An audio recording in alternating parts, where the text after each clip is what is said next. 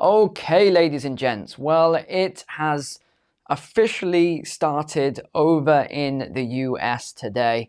I wasn't sure if they'd actually get to this point with this massive strike, which is now affecting pretty much most of the ports, if not all of the ports on the East Coast. So we're seeing a lot of media coming out about this. And what's interesting is that we're not really seeing any media taking any sides at the moment. And that's quite interesting why that's happening. And I think it's around Biden's decision not to get involved, which we'll talk about, because you might think that is a very strange decision. Why is he not getting involved? There's things he can enact and things like that. We'll talk about that as well. And I would love to know your thoughts on this whole dispute. This is the ILA. What you think about the situation, because it's very interesting seeing how the media is dealing with this, and no one really wants to touch it. No one wants to get involved. Well, I did some digging today and I found out a lot of interesting stuff which I didn't know about this union. I didn't know about the shipping companies. One thing that you're not being told is that of these 7 major shipping companies, none of them are US owned. None of them. And actually, one of them is actually, they say, if the union boss is being honest about everything, he said that one of them is owned, or one of the largest is owned by the Chinese government, which is fascinating to start looking into all of this stuff and seeing what's going on. But the big question today is, we're seeing very different reports coming out from media. Some of them are saying this is going to cause a recession for the US. It's going to cause massive job losses. Others are saying this is going to cause empty shelves. There's not going to be any food on the grocery store shelves, etc. So it's very broad as to what we're hearing. So I've done a deep dive today and just analyzed the situation, and I'll let you know from an economics point of view what I think and a forecast point of view. So with all of that said, how long could this go on for? Well, it's definitely not going to be just a day. We're fairly confident of that. But this could go on for a long period of time. Now, the problem is the longer it goes on for, the more it will cost, not just the US economy, which will be roughly anywhere from 3.8 billion up to about $5 billion per day. But it's also the impact on the broader economy. It's also the impact on people, like yourself watching this, and the prices in the stores. It will impact jobs. Now, one thing on the jobs as well, because this 6-year contract for the workers, there's 45,000 members of the union here, the ILA, 45,000 members. They had a 6-year contract and it ended at midnight last night. Now, what's interesting is they asked for a 77% price increase to their wages over the next 6 years, and they were offered 50% plus a number of benefits. And of course, this was rejected by the union, and that is why they are striking. But that's not the only reason. There's a really key point to all of this, which is being overlooked. And I think this is the point that's very difficult to resolve. How you resolve this, I'm not sure.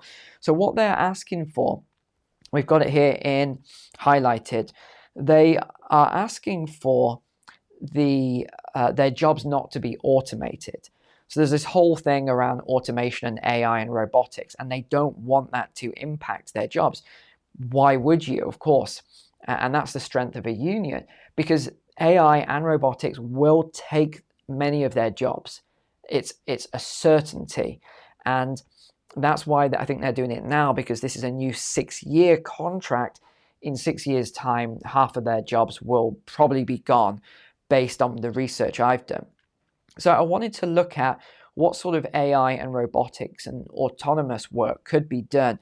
And it was pretty much a heavy amount of what these guys do. So cranes, the reports that I was reading said that autonomous cranes operated by AI systems and robotics will be much more efficient, much safer than a human being doing it. And of course, we don't even need to get into the crane, the AI, the robot doesn't take bathroom breaks, it doesn't get sick, it doesn't need holiday, etc. So this is one point. vehicles used for moving the containers, AI-powered software for optimizing cargo placement. They said that this will be hundreds of % more efficient. Automated systems for loading and unloading. Again, the percentages are staggering as to what they say the AI and robots will be able to do.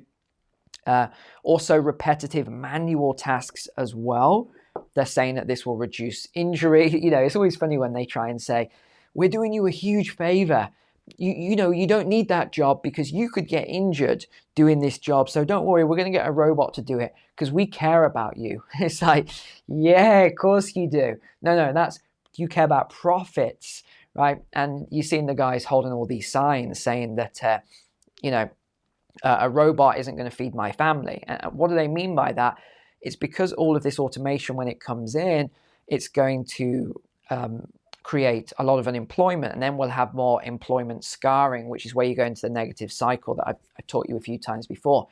So this is the impact that this could have, and it's going to be pretty severe as we go through this. So yeah, it's always funny when you see these big companies saying, no, we've done this review and we found that this would be better for you not to have this job. And then you go through the jobs and it's like pretty much anything outdoors. If you are outdoors, they think that it's right. Doesn't matter what the job is outdoor. There's danger. If you're anywhere near a road, there's danger. If you're anywhere near water, there's danger. It's like every job I looked at was pretty much, they said, it's for your own benefit that we automate this. Reducing the need for human labor is a big one that they're focused on. They said that AI can do scheduling, routing, inventory management, improving efficiency. But it said this will replace a lot of longshoremen over the long term. But again, it says that this is for their benefit and that they can go and do other jobs. Yeah, I don't think so. So it's all about profits. So I came up with a few jobs here, just in case any of you are in this work or you know someone in this work. And then we'll get on to a couple of the impacts as well for just everybody. There's a few things that AI and robots aren't going to do. So if you're in any kind of work where you're worried, number one, complex decision-making tasks. AI and robots is never going to take this, not for a long period of time. Equipment, maintenance, and repair. We're way off robots. Yeah, we've got your Atlas and all the others and, all these synthetics that are being created, but we're way, way off any sort of robot coming in to do this sort of stuff at the moment. Yeah, there's going to be some basic models that can do fault finding and repair, especially with AI advancing so quickly, but we're still way off. So skilled technicians are going to be needed. If you work in HR, on the fence on this one, but within this industry, this is going to be it's going to be quite difficult to sort of manage the complexities that HR professionals manage. Security, inspecting containers, stuff like that. These jobs are not going to be sort of automated very quickly. Now, the other question is, no one seems to be asking, is this job dangerous? Are these jobs dangerous? And the answer is, for an ILA worker, yeah, they are dangerous. Yes, they are long hours, 12 hours or more. It says sometimes you can work very, very long shifts. They're very hard work. So some of the reports, again, I saw saying that, this job, it's not, trying to make out this really easy. Actually, it doesn't look as though that is the case. So a couple of other things then. Are we going to see empty shelves like some of these reports are saying? Not really. If you look at the breakdown of US food supply, a lot of it is domestic. So that I just don't see a huge issue of empty shelves. I saw so many of these reports today. We're going to have empty shelves within 3 weeks. Yeah, well, within a day, you're not really going to see very much. Within 2 days, 3 days, you're not going to see much. But once you start to get to 1 week, you'll start to see a few things. And then if it goes out to, say, a month, yeah, you're going to see a lot of stuff, because you think manufacturing and industry, this isn't just imports, by the way. It's the exports as well. No one's mentioning the exports. This is a big one that will affect the economy. Agriculture products, consumer electronics, manufacturing components.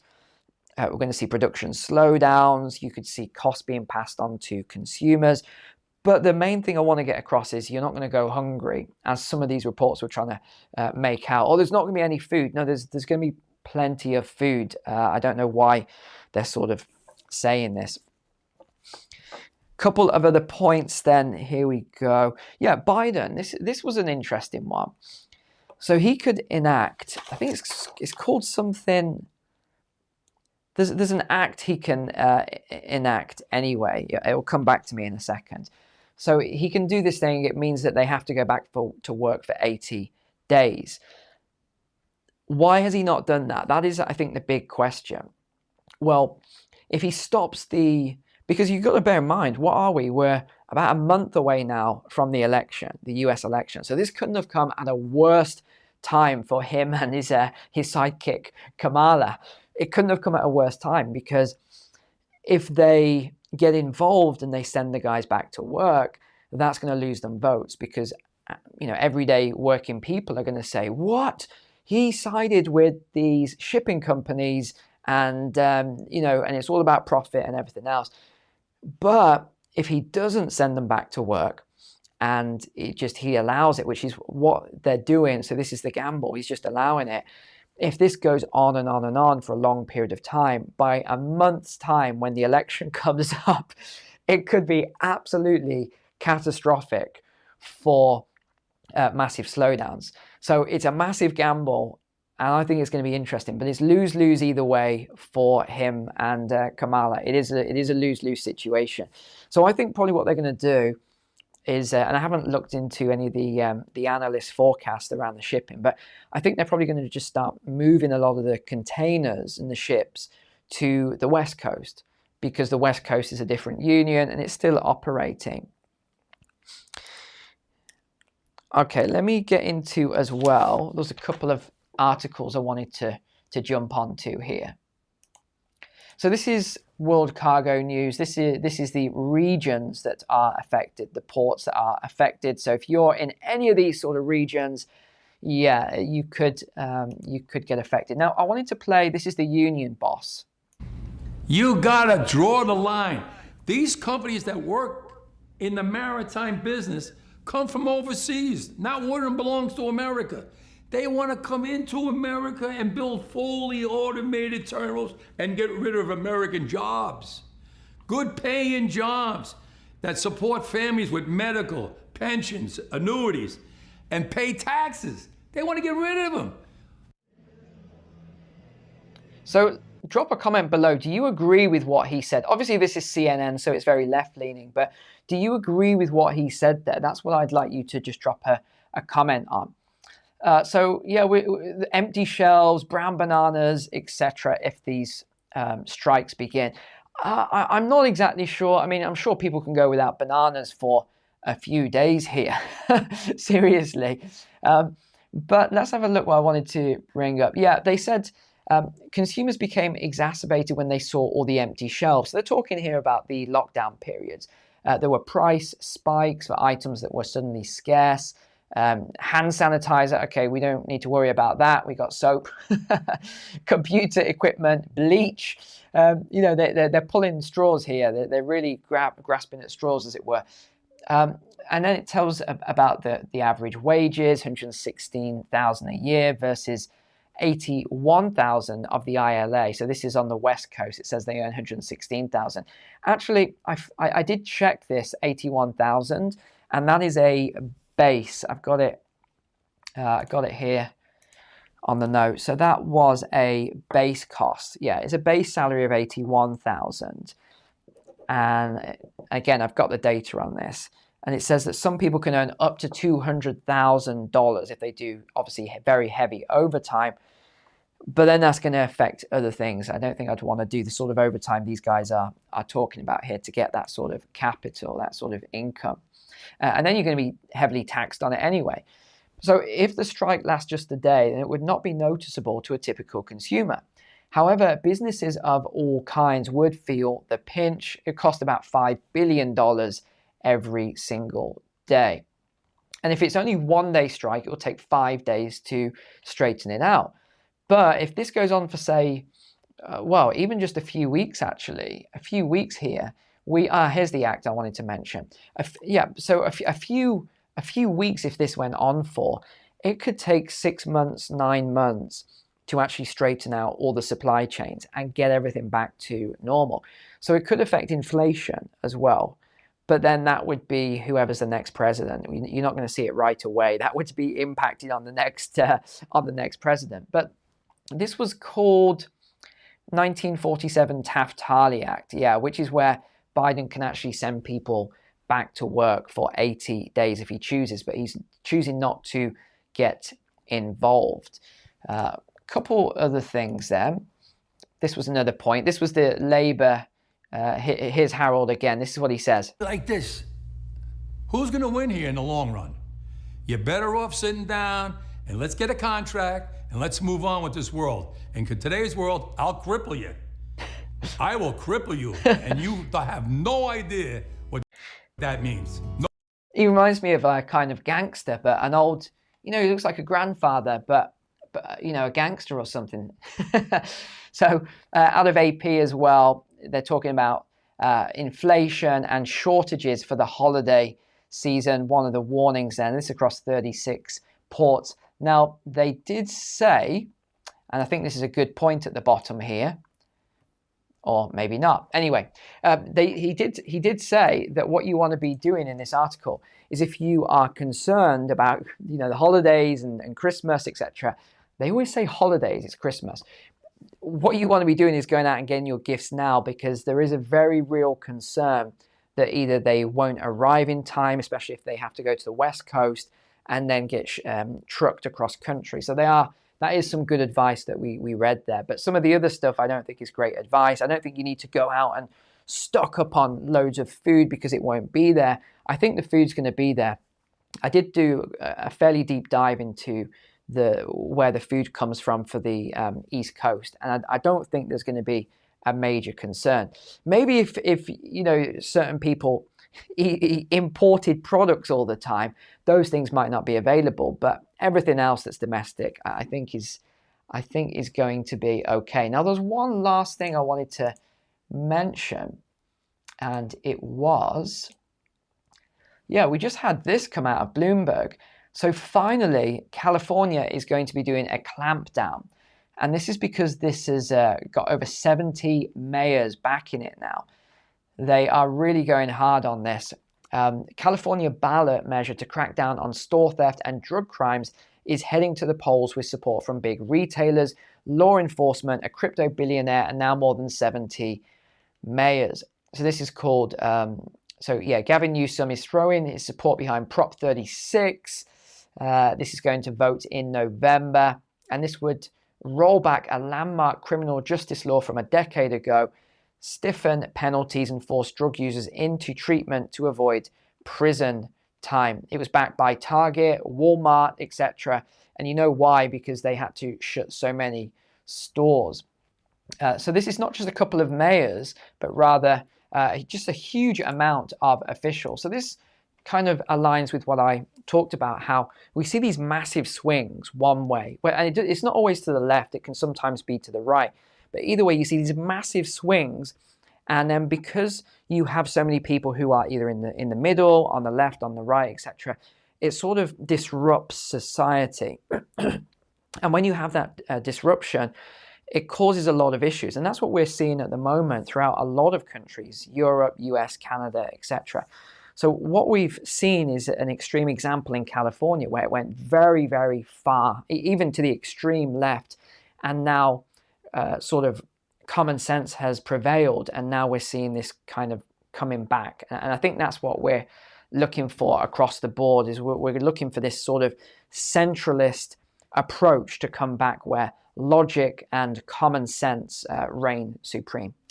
Thank you so much for watching today and being a subscriber here. Apart from that, take care, God bless, and I'll see you tomorrow.